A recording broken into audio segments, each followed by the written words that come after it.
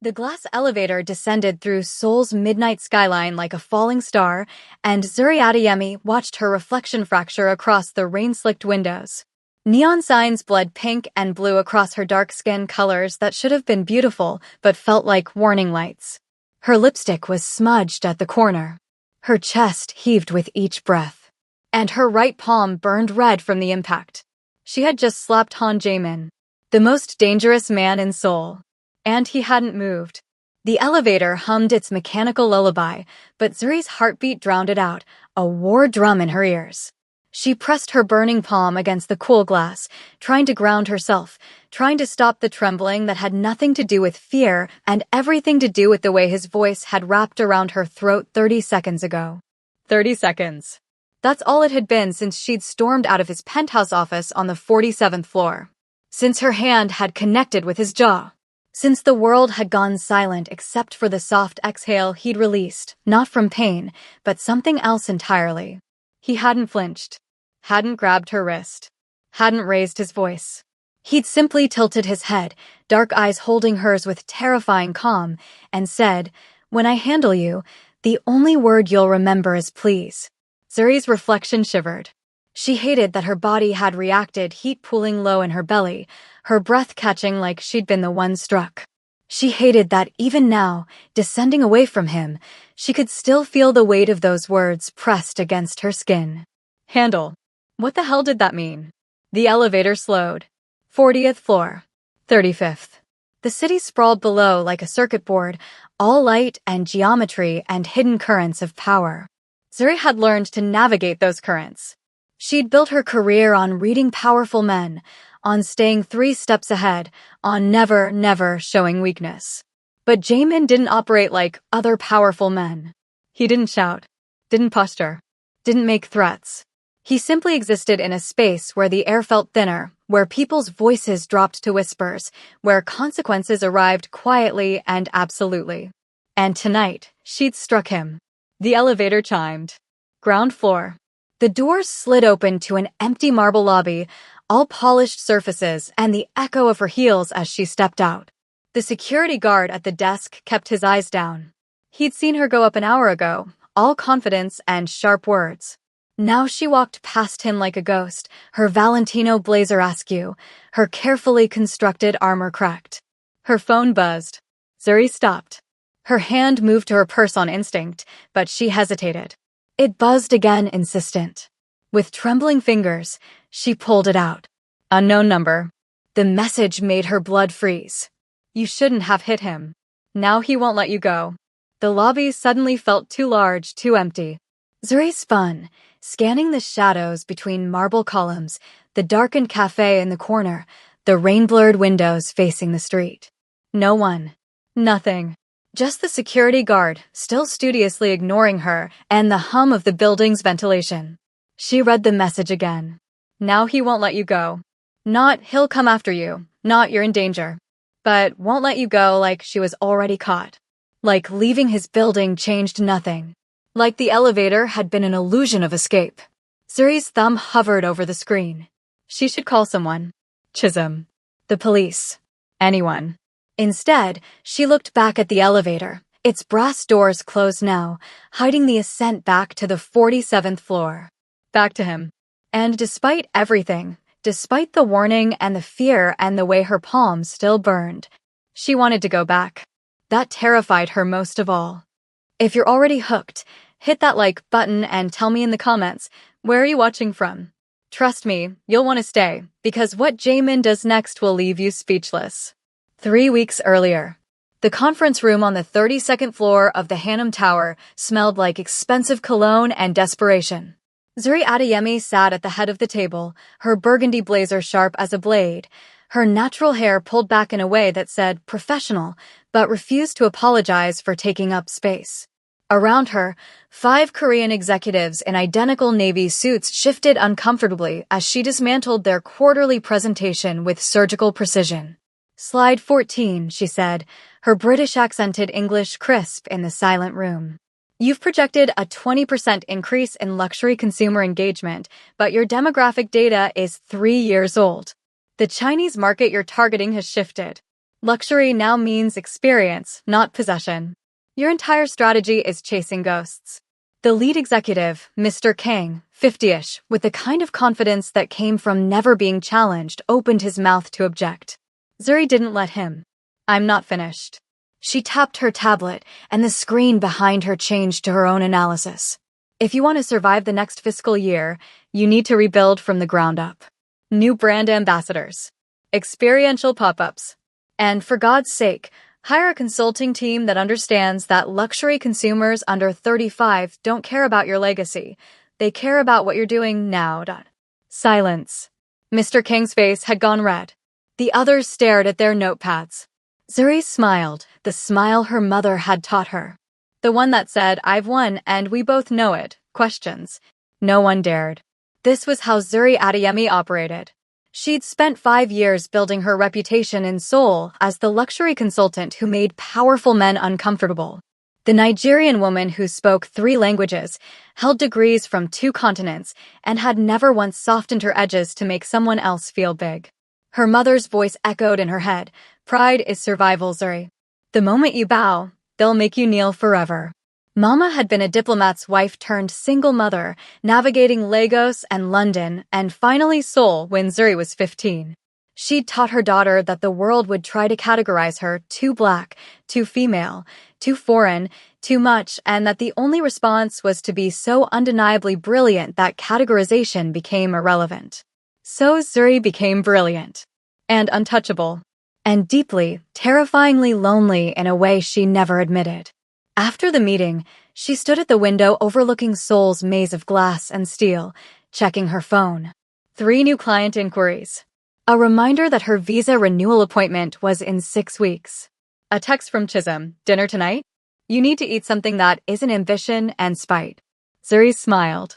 Chisholm Okafor, fellow Nigerian expat, photographer, and the only person in Seoul who could make her laugh until she forgot to be guarded. They'd met at an expat meetup 3 years ago and bonded over jollof rice and shared exhaustion at explaining their hair to curious strangers. She was typing a reply when the conference room door opened behind her. "Ms. Adeyemi." The voice was quiet. Male. Unfamiliar. Zuri turned. The man in the doorway wasn't like the executives she'd just eviscerated.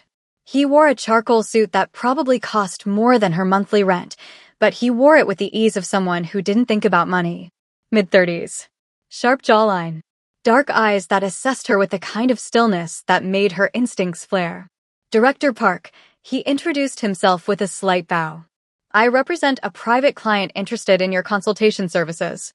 "I'm booked through the quarter," Zuri said automatically, though her curiosity was piqued.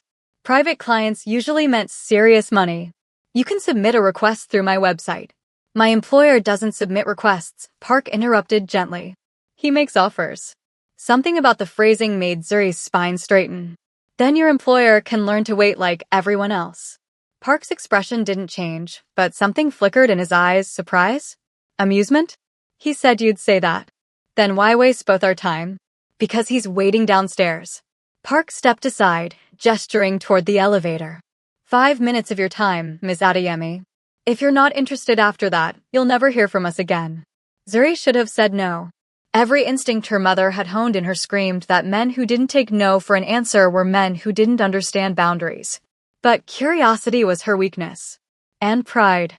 The need to look any powerful man in the eye and prove she couldn't be impressed. 5 minutes, she agreed. The cafe on the ground floor was one of those minimalist spaces where coffee cost $15 and silence was enforced by atmosphere. Park led her to a corner table where a man sat alone, his back to them, staring out at the rain beginning to fall. He didn't turn when they approached. "Mr. Han," Park said quietly. "Ms. Adeyemi." The man stood and turned in one fluid motion, and Zuri felt her prepared speech evaporate. Han Jaemin was beautiful in the way dangerous things were beautiful, elegant, controlled, with an undercurrent of something that made you want to step closer and run simultaneously. He wasn't tall by Korean standards, maybe 5'10", but he carried himself with a kind of presence that made height irrelevant. His face was all clean lines and sharp angles, his dark hair styled simply, his expression neutral in a way that felt deliberate. But it was his eyes that caught her. Dark and steady and impossibly calm, like deep water. Ms. Adeyemi. He didn't offer his hand. Thank you for indulging my impatience. His English was perfect, barely accented. His voice was quiet, the kind of quiet that made you lean in to hear. Zuri didn't lean in. You have 4 minutes left, she said. The corner of his mouth twitched. Not quite a smile. Direct. I appreciate that. He gestured to the chair across from him. I own several luxury properties in Seoul. Hotels. Private clubs. A gallery. One of my lounge concepts is failing. I need someone to tell me why and fix it. You need a consultant. I gave you my website. I need you. His gaze held hers. I've watched you dismantle 3 competitors' strategies this month. You don't just understand luxury markets, you understand pride. What makes people pay for the illusion of exclusivity? He paused. That's rare. Zuri sat. Not because he'd convinced her, but because her legs had made the decision before her brain caught up. What's the failure rate? 70% occupancy loss in 6 months. She blinked. That wasn't failure. That was hemorrhaging. And you waited until now to address it? I was waiting for you to become available. I'm not available. Name your price. Mr. Han. Jaemin, he corrected quietly. Mr. Han, Zuri repeated firmly. I don't work for men who think money solves everything. Good. He leaned back, and for the first time, she saw something other than calm in his expression, interest. Because I'm not offering you money alone. I'm offering you complete creative control. No board approval. No committee reviews. You tell me what to do, and I do it. That stopped her. In 5 years, no client had offered her actual power. They hired her for opinions they'd ignore the moment her ideas threatened their egos. Why? She asked. Because you were right in that conference room. Jaemin's voice dropped even lower. Legacy means nothing if you're irrelevant. And I'd rather burn my own empire than watch it die slowly. Zuri studied him. Looked for the catch. The hidden angle. The moment where his reasonable offer would come with unreasonable strings. She found nothing but that terrible, magnetic calm. One project, she heard herself say. I assess the lounge, give you a strategy, implement it. 3 months. After that, we're done. Agreed. And I don't soften my recommendations. If I tell you your concept is garbage, you don't fire me for honesty. I'm hiring you for honesty, Ms. Adeyemi. She should have walked away. Should have recognized the way his attention felt like standing too close to a fire. Should have listened to the voice in her head that sounded like her mother. Some men are dangerous not because they take, but because they make you want to give. Instead, Zuri extended her hand. You have a deal. His hand closed around hers, warm, steady, and somehow more intimate than a handshake should be. I look forward to working with you, Jaemin said. And as Zuri left the cafe, she felt Director Park's eyes tracking her like she was a chess piece that had just moved into position. She told herself it was just business. She was already lying to herself. The restaurant occupied the 63rd floor of a building Zuri hadn't known existed, one of those spaces where reservations required connections, not money. Floor-to-ceiling windows showcased Seoul like a jewel box, the Han River a dark ribbon threaded with light. Their table sat in a private corner where the city felt like a secret being shared. Zuri had spent 2 weeks analyzing Jaemin's failing lounge. She'd walked the space a dozen times, interviewed staff, reviewed financials until her eyes burned. Tonight was supposed to be her final presentation before implementation began. Instead, Jaemin had barely glanced at her proposal. Your analysis is flawless, he said, setting down the folder. A server materialized to pour wine, something red and probably obscenely expensive. The rebrand will work. Then why do you look like you're about to fire me? Zuri asked. I'm about to offer you a different position. He lifted his glass, but didn't drink, his dark eyes steady on hers. Personal advisor. Permanent. You'd oversee not just the lounge, but strategic direction for my entire portfolio. Hotels, galleries, investments. Zuri's heart kicked against her ribs. That's not consulting. That's power, Jaemin finished. Real influence over decisions that move millions. A salary that reflects that. He named a figure that made her forget to breathe. She forced herself to think past the number. Why me? There are 50 consultants in Seoul who'd kill for this. Precisely why I don't want them. He finally sipped his wine. They'd kill for it. They'd compromise themselves, reshape their opinions to match mine, become extensions of my ego. He set down the glass. You're the only person who doesn't pretend to agree with me. That's worth more than confidence. Zuri studied him across the table. The ambient lighting softened his sharp features, but his expression remained unreadable, that maddening calm that never cracked. She thought of her visa renewal hanging in bureaucratic limbo. Her mother's voice asking when she'd stop chasing contracts and build something stable. The way her bank account hemorrhaged every month Seoul decided to be expensive. Professional boundaries, she said finally. I'm your advisor, not your accessory. I attend meetings, not galas. I give you strategy, not companionship. Something flickered across his face. Disappointment? Amusement? It vanished too quickly to identify. Agreed. And if you ever mistake my employment for ownership, I walk. No notice. No negotiation. Understood. He extended his hand across the table. Zuri hesitated. This felt like more than a business deal. Felt like stepping across a threshold she couldn't see but could sense, the way animals sense earthquakes before they hit. She shook his hand anyway. His fingers were warm, his grip firm but not aggressive. He held on a fraction too long, his thumb brushing across her knuckles in a gesture that could have been accidental. It wasn't. Welcome to the Empire, Ms. Adeyemi, he said quietly.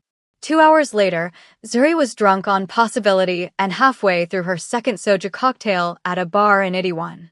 Chisholm sat across from her, laughing so hard she'd given up on her mascara. You told Han Jaemin, the Han Jaemin, that you're not his accessory? Chisholm wheezed. Girl, you have a death wish. I have boundaries. Zuri grinned, feeling reckless and powerful and like maybe Seoul was finally hers to conquer.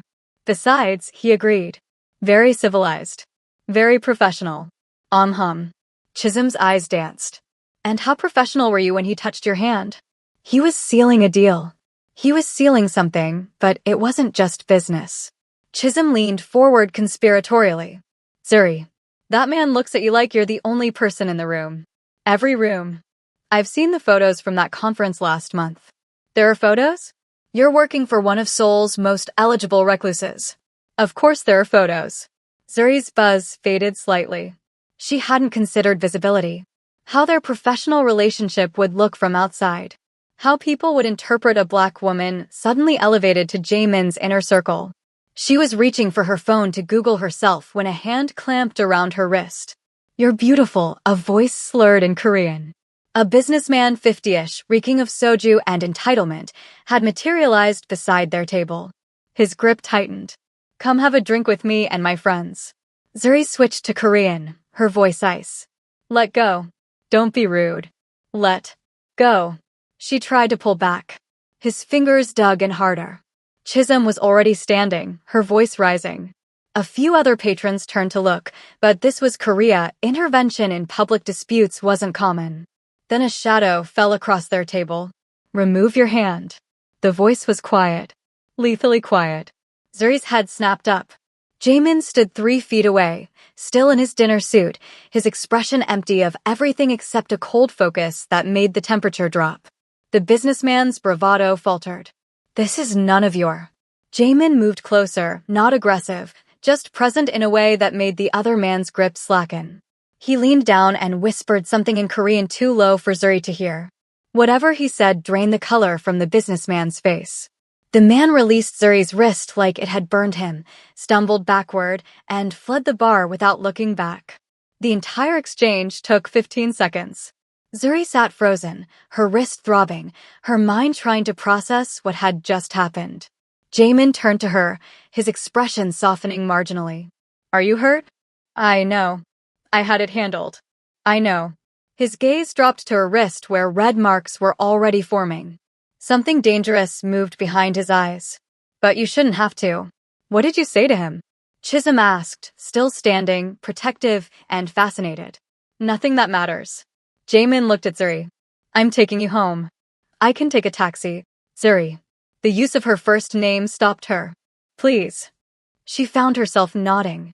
Found herself letting him guide her out of the bar with Chisholm trailing behind, whispering furiously that she'd call later.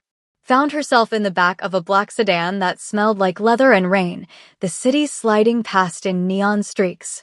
Silence filled the space between them, heavy, charged, crackling with things neither would say. "You were at that bar," Zuri said finally. "Why?" "I own the building." He stared straight ahead. "I often walk through at night." "Convenient." "Yes." He didn't elaborate. The car glided through empty streets. Zuri watched their reflections in the window, two silhouettes barely separate, tension visible even in shadow. "Are you afraid of me?" Jamin asked suddenly. The question caught her off guard. "No." He turned then, and the intensity in his eyes made her breath catch. "You should be. Not because I'd hurt you, but because you'll want me to." Her voice failed. Heat flooded her face, her body. "Not physical harm," he continued, his voice dropping lower. "But I'll ask you to trust me in ways that terrify you. I'll make you want to give up control. And when you do, you'll hate yourself for how much you need it." The car stopped. Her apartment building. Zuri fumbled for the door handle, her hands shaking. "This stays professional," she managed. "You promised. I promised to respect boundaries." His eyes never left hers. "But I never promised not to want you, Zuri. I never promised I wouldn't show you what you could have if you stopped being so afraid of wanting something back." She got out, slammed the door, stood on the sidewalk in the rain that had started falling, watching his car disappear into Seoul's endless maze. Her wrist still burned where the businessman had grabbed her, but her skin burned hotter where Jamin's words had landed. Morning arrived with a hangover and an email that made her stomach drop. Subject: Visa application status update. Dear Ms. Adeyemi, your visa renewal application has been flagged for additional review. Please be advised that your current visa status remains valid pending investigation. No estimated completion date available. No appeal process available at this time. Zuri read it 3 times. Flagged. Investigation. No appeal. She hadn't done anything wrong. Hadn't violated any terms. Hadn't. Her phone rang. Unknown number. "Ms. Adeyemi?" A woman's voice, professional, cold. "This is regarding your visa status. We need you to come in for an interview. Bring all original documentation." "What is this about?" "Routine verification. Can you come today at 2 p.m.? It wasn't a question. Zuri agreed, hung up, and stared at her apartment walls closing in. Seoul had been hers. She'd built everything here. And now someone was threatening to take it away. She thought of Jamin's words, "You'll want me to," and hated that part of her already did. The visa interview was a nightmare dressed as bureaucracy. 3 hours of questions about her employment history, her finances, her relationships. Why she was working for Han Jamin. How she'd secured the position. Whether she understood Korean employment law regarding foreign consultants. They implied nothing. They accused her of nothing. But the message was clear. Someone wanted her looking over her shoulder. 2 weeks crawled past. Zuri threw herself into work, spending 12-hour days in Jamin's office suite redesigning his empire piece by piece. The lounge rebrand was just the beginning. He wanted her assessment on everything. She delivered brutally honest analyses that would have gotten her fired from any other position. Jamin implemented every single recommendation. The work should have been exhilarating. Instead, it felt like standing on a tightrope where the only thing keeping her balanced was his steady presence on the other side. Late nights became their routine. His office on the 47th floor had floor-to-ceiling windows that made Seoul look like a kingdom they were plotting to conquer. Sometimes Director Park joined them, his cold efficiency a stark contrast to the strange intimacy that built between Zuri and Jamin when they were alone. "You hate this gallery acquisition," Jamin observed one night, studying her expression rather than the proposal on screen. "I don't hate it. I think it's ego." Zuri pulled up financial projections. "You don't need another gallery. You want it because the current owner told you no. Perhaps." He leaned back, that almost smile playing at his lips. "And if I admitted you're right, then I'd wonder why you're wasting my time asking questions you already know the answers to. Maybe I like hearing you say it." The admission hung between them. Outside, Seoul glittered, 10 million people living lives that never intersected with the strange gravity developing in this room. Zuri stood to get water, needing distance. The office was cold. Jamin kept it perpetually arctic. Before she could comment, he was behind her, draping his suit jacket over her shoulders. The gesture was simple, thoughtful, devastating. His cologne clung to the fabric, something dark and woody that made her want to bury her face in it. She froze, hyper-aware of his proximity, the way his fingers lingered for a fraction of a second on her shoulders before he stepped away. "You should eat something," he said. "You've been living on coffee." "I'm fine." "You're running yourself into the ground." He pulled out his phone, ordered food in rapid Korean. When he hung up, his expression had shifted serious, assessing. "What happened at your visa interview?" Zuri tensed. "How do you know about that?" Zuri. Just her name. An answer and a non-answer. They asked questions. Lots of questions about you, actually. She turned to face him. "Should I be worried? About me?" "No." He moved to the window, his reflection a dark outline against the city. "About the people who want you gone?" "Yes." "What people?" "Competitors. Old guard executives who don't appreciate being exposed as incompetent. Men with egos bigger than their portfolios." His voice remained level. "You've made enemies by being excellent, Zuri. That's the cost." She should have been angry. Should have demanded answers, explanations, solutions. Instead, she found herself studying the line of his shoulders, the way stress showed only in the set of his jaw, the terrible loneliness of standing at the top with no one who understood. "Tell me something real," she said suddenly. He turned, surprised. "What?" "Something that's not strategy or business. Something human." She wrapped his jacket tighter. "I need to know you're not just a very sophisticated AI." That almost smile became almost real.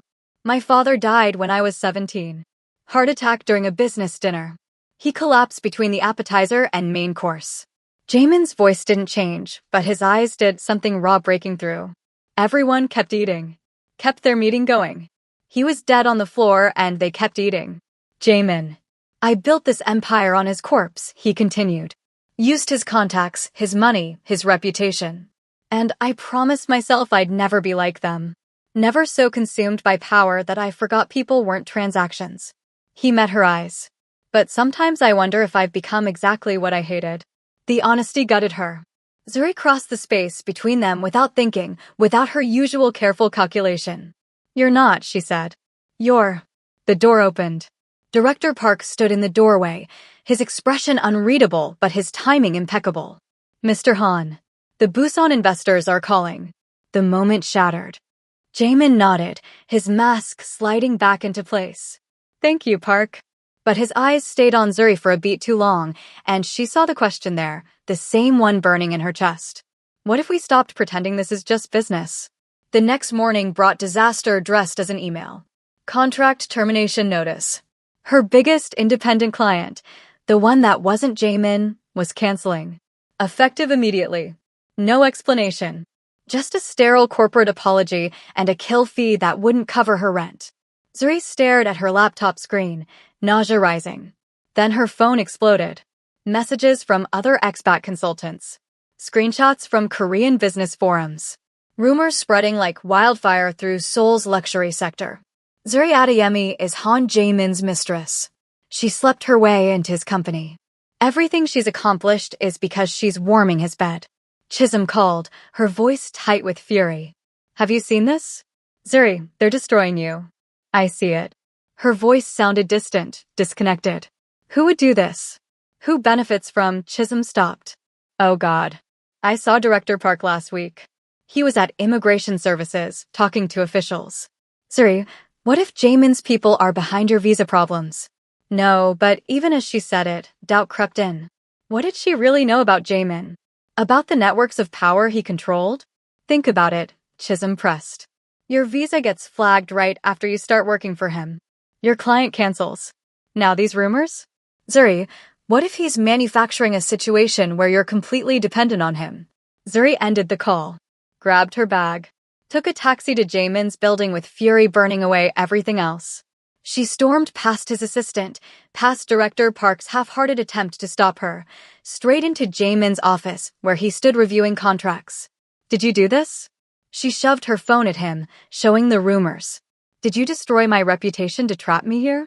He set down his pen with careful precision. "No. My visa. My client. These rumors." It's all too coordinated. Zuri, tell me the truth. Her voice cracked. Are you sabotaging my life? I'm saving your life. He moved around the desk, his composure finally fracturing. 3 different networks wanted you gone. You insulted the wrong people, refused to play their games, made them look weak. They were going to destroy you completely, permanently. So you did it first? I stepped in where others would have stomped. His voice rose for the first time since she'd met him. Your visa review? I'm the reason it's a review and not a denial. Your client? They were pressured to drop you by competitors. I didn't cause your problems, Suri. I'm the only reason you're still standing. The admission hung between them like a blade. I never asked for your protection, she said, her voice shaking. You never had to. They stood 3 feet apart, both breathing hard, the office suddenly too small. Souls sprawled beyond the windows, indifferent, glittering, hungry. Why? Zuri demanded. Why protect me? Why care what happens to some consultant who challenges you? Jamin closed the distance. Not aggressive, but inevitable, like gravity. Because you're the first person in 10 years who's made me feel human instead of useful. His hand rose, cupping her face with devastating gentleness. His thumb brushed her cheekbone. His eyes asked a question his voice didn't. Zuri's heart hammered. She should pull away. Should maintain her boundaries. Should remember that wanting him was exactly what would prove the rumors true. This is exactly what they'll say, she whispered. That I'm just another woman you collected. His jaw tightened. His hand dropped. Then prove them wrong. Stay brilliant. Stay impossible. His voice lowered to that dangerous register. But stop pretending you don't feel this too. Feel what? She forced the words out. That I want you? That I think about you constantly? That I'm terrified because you're the first man I've ever met who makes me want to stop fighting. Yes. The word was barely audible. All of that. They were inches apart now. She could feel his breath. Could see the fracture lines in his control. Could reach out and She stepped back. I won't be the woman who needed you, Zuri said. I won't give them that satisfaction. Something like pain crossed his face. Even if it means denying what's real? Especially then. She left before he could respond. Before she could change her mind. Before she could do what her body was screaming for and close the distance between them. In the elevator, her phone buzzed. Another message. Another warning. Another piece of her world crumbling.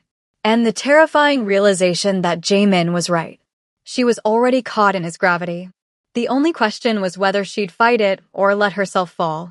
The envelope arrived on a Tuesday, slipped under Zuri's apartment door while she was at Jamin's office pretending everything was fine. No return address. No postage. Just her name written in block letters that revealed nothing about the sender. She opened it standing in her kitchen, still in her coat, exhausted from another 14-hour day of redesigning an empire while her own life disintegrated around her. Inside, photocopies of legal documents, financial records, contracts stamped with official seals and signatures she didn't recognize, and one clause highlighted in yellow that made her blood turn to ice. Protection Agreement, Consortium Liability Shield. In the event of financial collapse, legal investigation, or public scandal affecting primary assets of the Han Investment Group, a designated foreign consultant shall serve as liability absorption point. Said individual will assume responsibility for financial irregularities, enabling preservation of core network integrity. Foreign consultants in luxury sector consultation roles are eligible for designation upon employment commencement. The document was dated 3 years ago, before she'd ever set foot in Jamin's office, before she'd even known his name. Her hands shook as she flipped through the pages. There, an amendment dated 6 months ago. A list of names, most crossed out or marked inactive. At the bottom, in fresh ink, Zuri Adeyemi, active designation. 6 months ago, right when she'd started making waves in Seoul's luxury sector. Right when she'd become visible enough to be useful. Right when Han Jamin would have first heard her name. The kitchen tilted. Zuri grabbed the counter, her mind racing through every interaction with clinical precision. The coffee shop meeting where he'd offered her the job. I was waiting for you to become available. The protection from threats she hadn't known existed. I'm the only reason you're still here. The careful boundaries he'd respected, keeping her clean. keeping her credible, keeping her viable as a scapegoat. She wasn't his advisor. She was his insurance policy. Everything made sense now. The generous salary that made her dependent. The projects that tied her name to his empire. The protection that looked like care but was really investment. You don't let your insurance policy get destroyed before you need it. Zuri didn't cry. Something beyond tears was happening, a glacial numbness spreading through her chest, turning her heart to stone. She'd survived her mother's brutal lessons about trust. Survived Seoul's casual racism and sexism. Survived being underestimated and objectified. But this? Being groomed for destruction by the one man she'd almost let herself trust? This was a different kind of violence. She grabbed her keys. Jaemin's penthouse occupied the top floor of a building in Hanamdong where security cost more than most people's salaries. Zuri had been there once before for a strategy meeting, back when she'd thought she mattered for her mind rather than her expendability. The doorman recognized her. Let her up without calling ahead. She didn't knock. The door was unlocked, typical Jaemin arrogance, the belief that power was protection enough.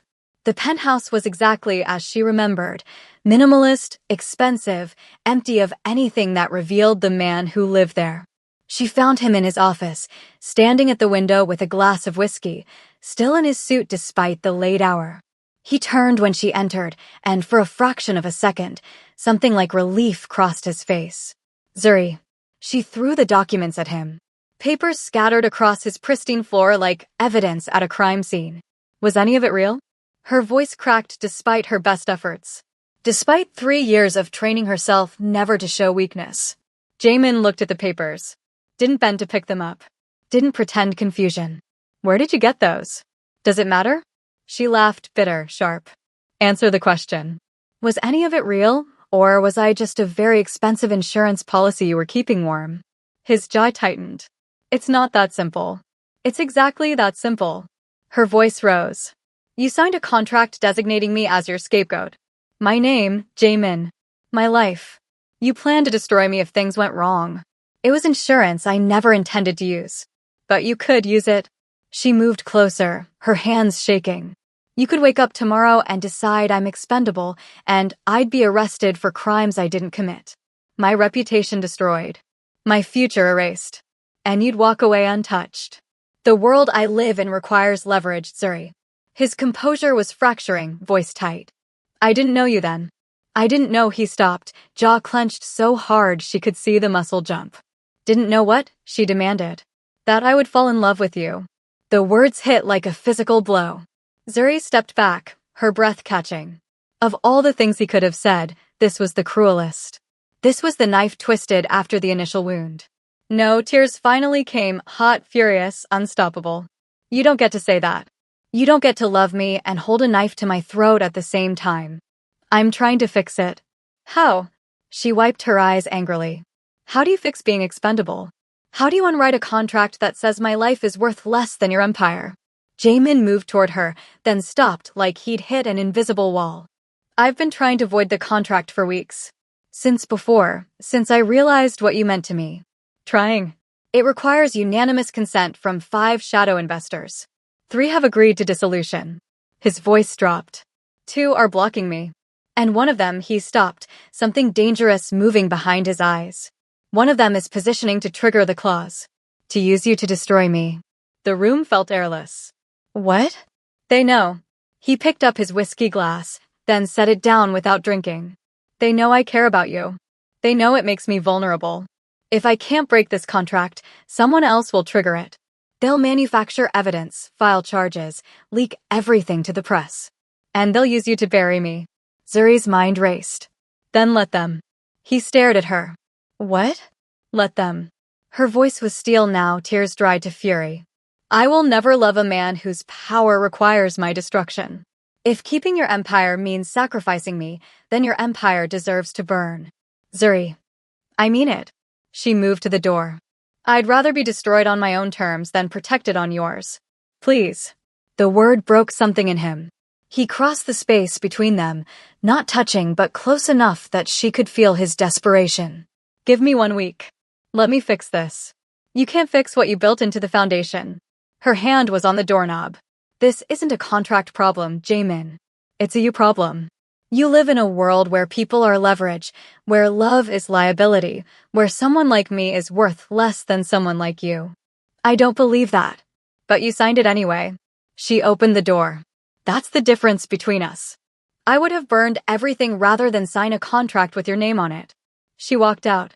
He didn't follow. In the elevator descending from his penthouse, Zuri's phone buzzed. A text from the same unknown number that had warned her weeks ago. You should have left when you had the chance. Now you'll leave in pieces. She deleted it, stared at her reflection in the polished brass doors, and realized that for the first time since coming to Seoul, she had nothing left to lose. That should have felt like freedom. Instead, it felt like falling. 3 days passed like a funeral dirge. Zuri moved out of her apartment, couldn't afford it anymore without her canceled client contracts. She showed up at Chisholm's door with 2 suitcases and a face carved from stone. How bad? Chisholm asked. Apocalyptic. She'd stopped answering Jaemin's calls after the first dozen. Stopped reading his texts after they shifted from explanations to apologies to desperate pleas. Stopped checking the news after the 3rd article speculating about their relationship. Her phone became a weapon she couldn't put down. On the 2nd day, Director Park called. Professional, cold, Mr. Han has decided to restructure his advisory team. We're moving in a different direction. Your final payment will be processed within 30 days. Fired. Not by Jaemin himself. He didn't even have the courage for that. On the 3rd day, the visa denial became official. A formal letter from Immigration Services, bureaucratically polite, devastating in its finality. Your application for renewal has been denied. You have 14 days to settle your affairs and depart the Republic of Korea. 14 days. Chisholm found Zuri on her couch at 3 a.m., laptop open to flight comparison sites, Lagos to Seoul routes glowing blue in the darkness. Zoo. Chisholm's voice was gentle. Come to bed. Maybe he was right. Zuri's voice sounded hollow. Maybe this city was always going to crush me.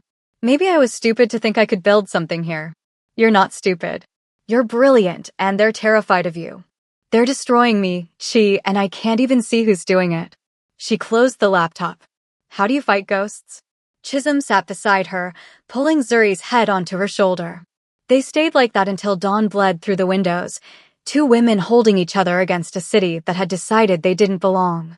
Jaemin's office felt like a mausoleum. Director Park stood across from him, holding unsigned dissolution papers that represented the end of everything.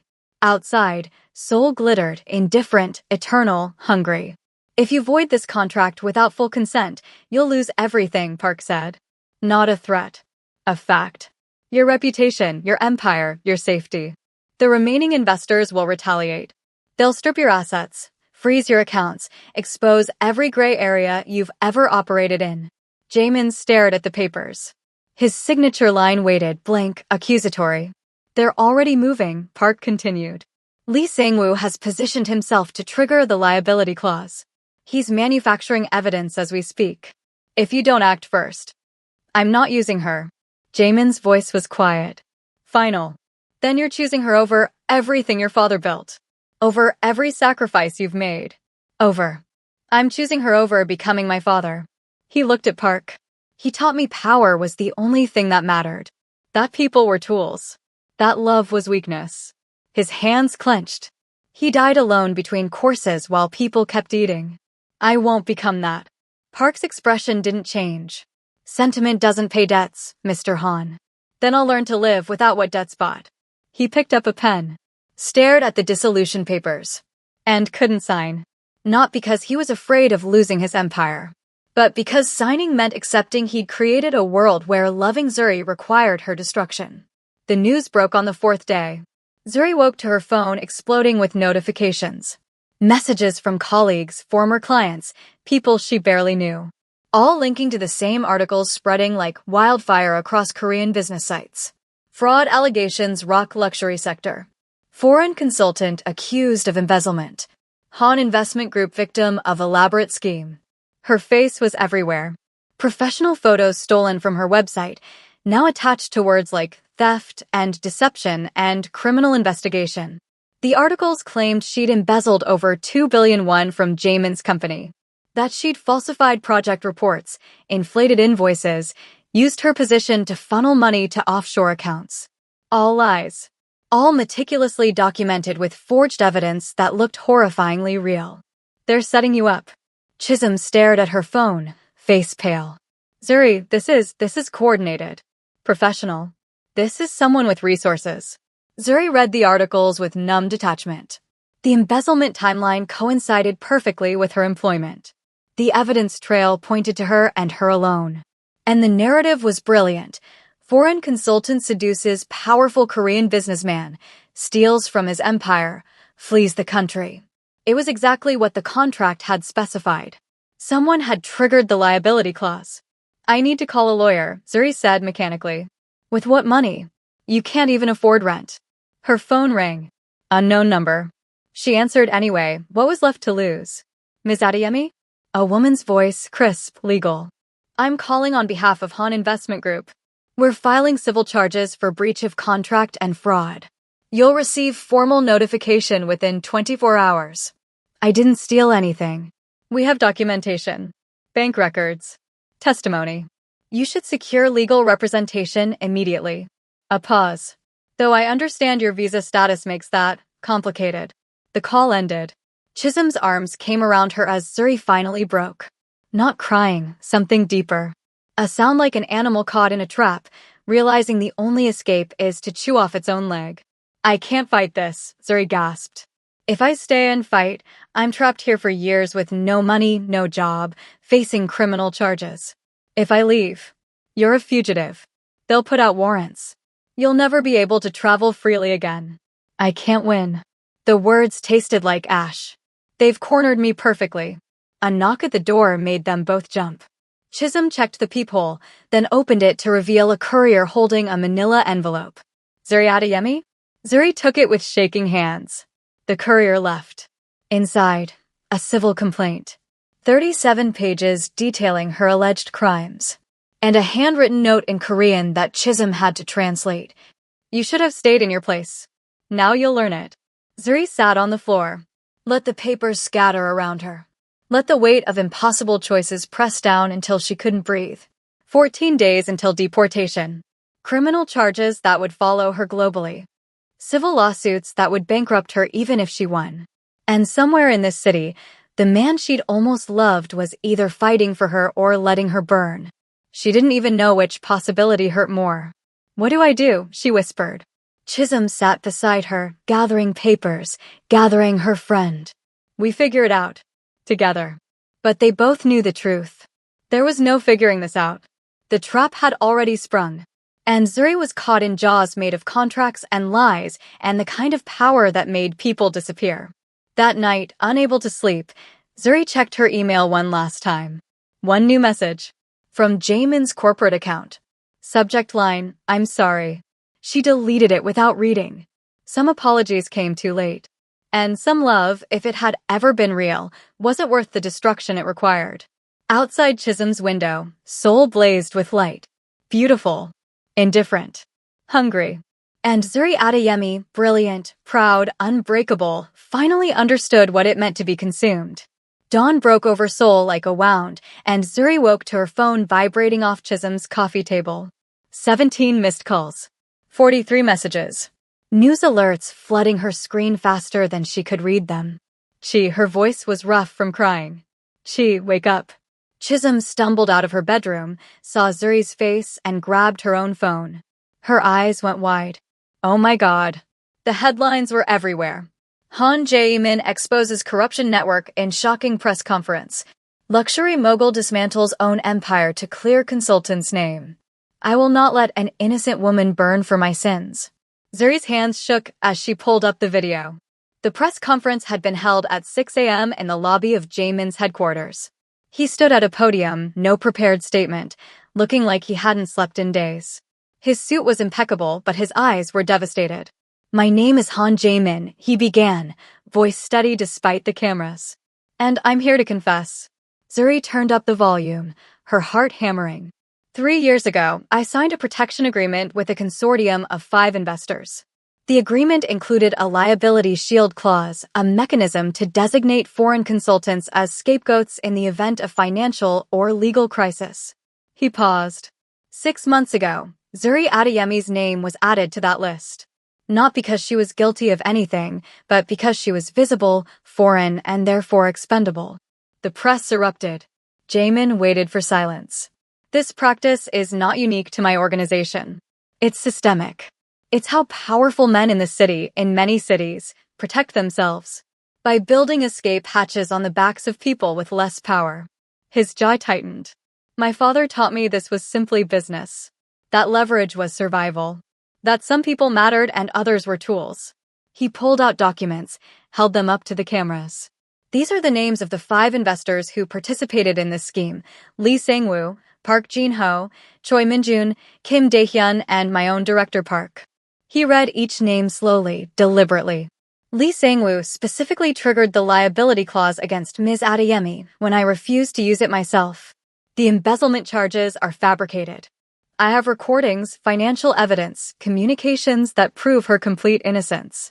Zuri's breath caught as he proceeded to systematically dismantle the case against her, showing how Lee had forged documents, how the timeline didn't match her actual employment, how the offshore accounts didn't exist. Ms. Adeyemi is guilty of nothing except being brilliant enough to threaten men who mistake cruelty for power. His voice cracked. And I am guilty of everything. I created the system that put her at risk. I signed the contract that made her expendable. He stopped, composing himself. I fell in love with her knowing I had built her cage. The room went silent. So I'm dissolving the contract publicly. I'm exposing the network. And I'm accepting full responsibility for every consequence. He looked directly into the camera. My reputation is over. My business partnerships are ending as I speak. But Zuri Adeyemi walks away free. That's not negotiable. He stepped away from the podium, ignored the shouted questions, walked out as the press conference dissolved into chaos. The video ended. Zuri sat frozen, tears streaming down her face.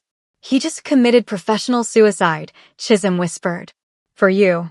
The day unfolded like a wildfire. Jamin's business partners issued statements distancing themselves. The investors he'd named threatened legal action. 3 major contracts were terminated before noon. His stock portfolio plummeted. Financial analysts predicted his empire would be dismantled within a week. But the corruption allegations couldn't be ignored.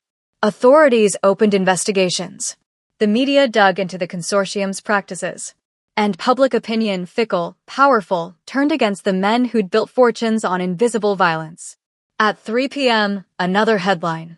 Director Park arrested on embezzlement charges. Zuri called Chisholm over to read the article together. Park had been arrested at Incheon Airport attempting to flee to Singapore. Authorities found evidence of systematic theft from Jamin's companies, money siphoned over years, hidden in the chaos of legitimate operations. But the real revelation came from a source. Park had leaked the original contract documents to Zuri. Not to save her, but to force Jamin's hand.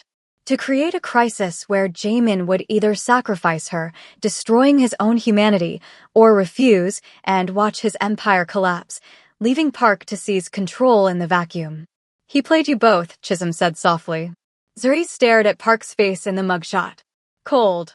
Calculating. A man who'd spent years next to power, watching it, wanting it, willing to burn everything to claim it.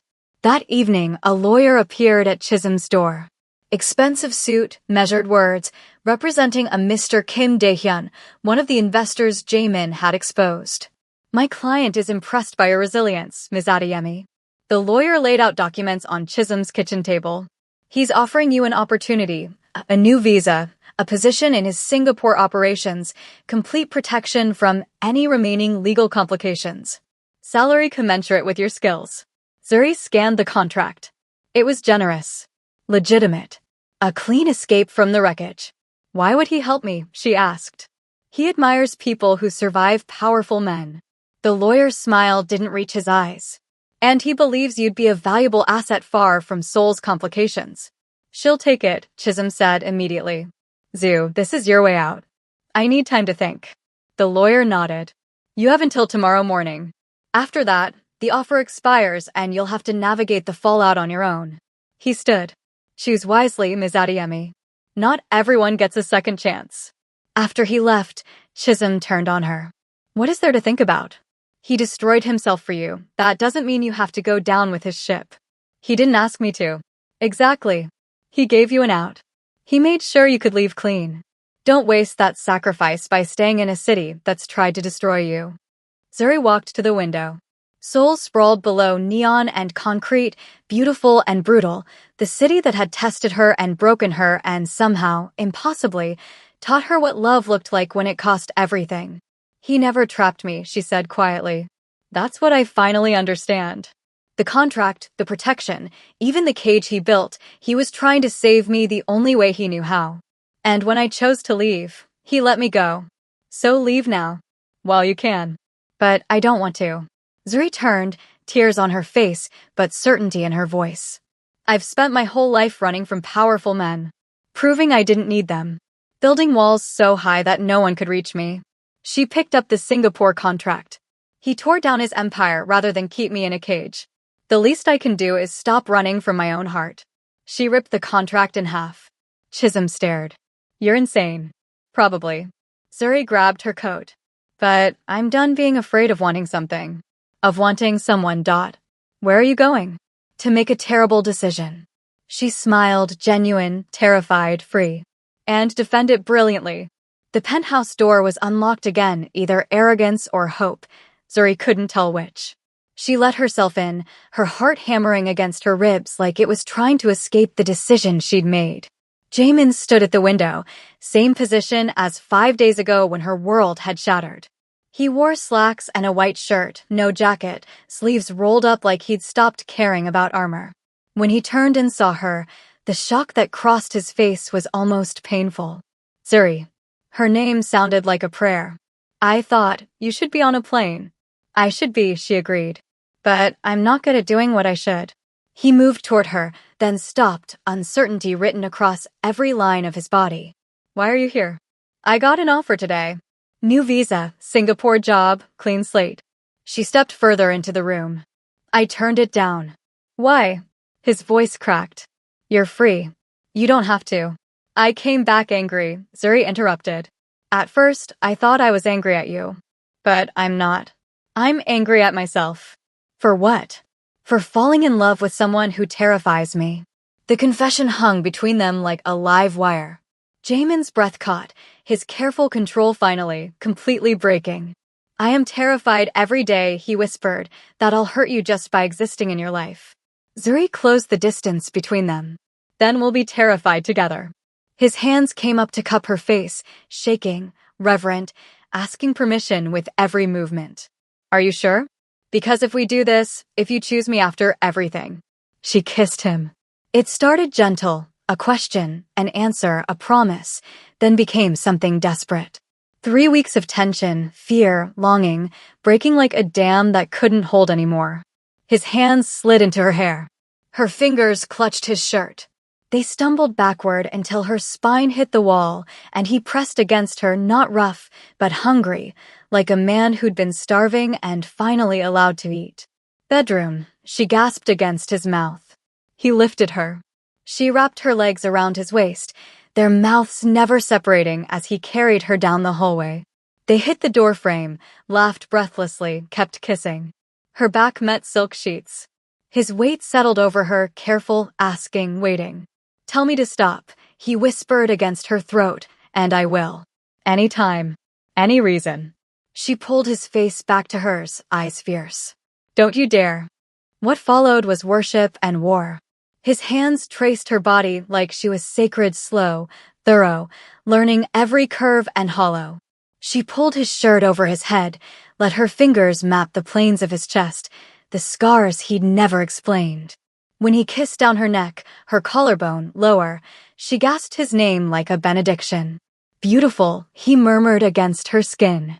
You're so beautiful it makes me forget how to breathe. She took control then, rolling them over, straddling his hips, showing him she wasn't fragile. Her hands pinned his wrists above his head. His eyes went dark with want. I'm not breakable, she said. I know. His voice was wrecked. You're the strongest person I've ever met. They moved together, urgent and tender, vulnerable and powerful, completely equal. Her nails raked his shoulders. His teeth grazed her throat. They learned each other's rhythms, each other's breaking points, the sounds they made when control finally shattered. Afterward, they lay tangled in sheets that smelled like expensive detergent and sin, her head on his chest, his fingers tracing lazy patterns on her spine. So, Zuri said, her voice still breathless. What now? You're still half destroyed. I'm still visa-less. We're still a complete mess. Jamin's laugh rumbled through his chest. She felt it more than heard it, a sound so rare and genuine it made her smile. Now we rebuild, he said. Together. No more contracts? No more protection schemes? Just you and me. His arms tightened around her, making terrible decisions and defending them brilliantly.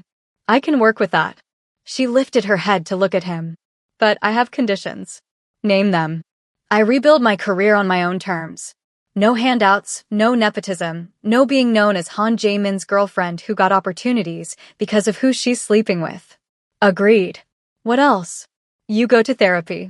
Real therapy. To deal with your father's legacy and the fact that you think love is a weakness. His jaw tightened, but he nodded. What else? You teach me to be less afraid. Her voice softened. Not of powerful men, but of wanting someone. Of needing someone. Of letting someone see me when I'm not strong. He rolled them over, bracing himself above her, eyes serious. Only if you teach me to be more afraid. Of what? Of becoming someone who forgets that power means nothing if you're alone. He kissed her forehead. My father died between courses. I don't want to die between anything. I want to die old, exhausted, having lived a life that mattered to at least one person. One person. You. Simple. Devastating. True. Zuri pulled him down into another kiss, slower this time, sweeter, full of promises they'd probably break and remake 100 times. Okay, she whispered against his mouth. Let's be terrified together. Outside, Seoul blazed with morning light. The city that had tried to crush them both, that had tested them and broken them, and somehow forged them into people who could choose love even when it cost everything. They had no empire. No guarantees. No safety net except each other. And somehow, impossibly, that was enough. 3 months later, Seoul looked different through Zuri's office windows. Not because the city had changed, but because she had. The modest office space in Gangnam bore a brass nameplate, Adeyemi Consulting, luxury brand strategy. Small, but hers.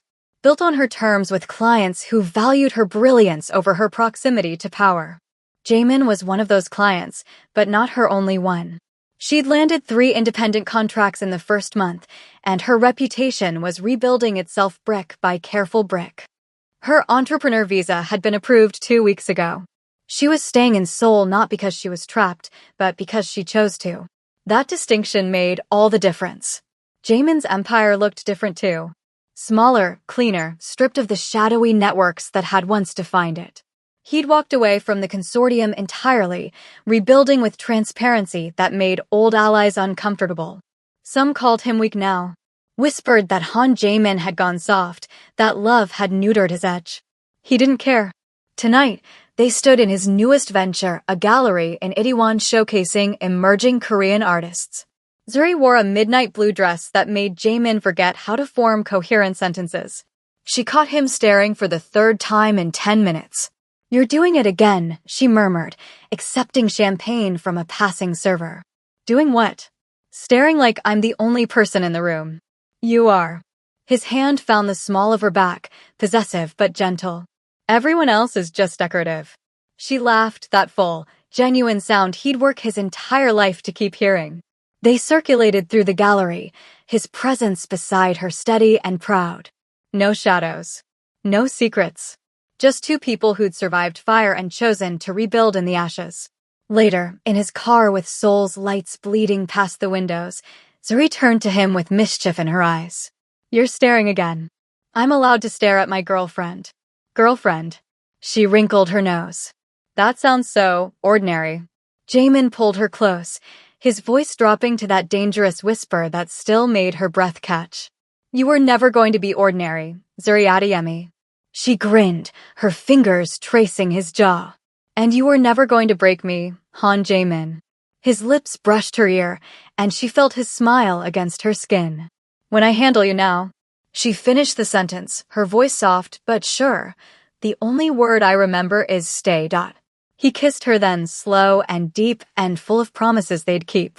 Seoul blurred around them, the city indifferent to their small, fierce love. But they'd learned that the most powerful thing wasn't domination or control. It was choice. The choice to stay when leaving was easier. The choice to love when fear was safer. The choice to believe that some things, some people, were worth burning empires for. Some women are born to be conquered. Others are born to teach powerful men the difference between surrender and choice. Zuriadayemi was the latter. And Han Jae-min spent the rest of his life grateful she chose him anyway. The end. If this story moved you, hit that like button and subscribe for more emotional journeys. Drop a comment below. If you were Zuri, would you have taken the Singapore offer or stayed to fight for love? I want to hear your thoughts.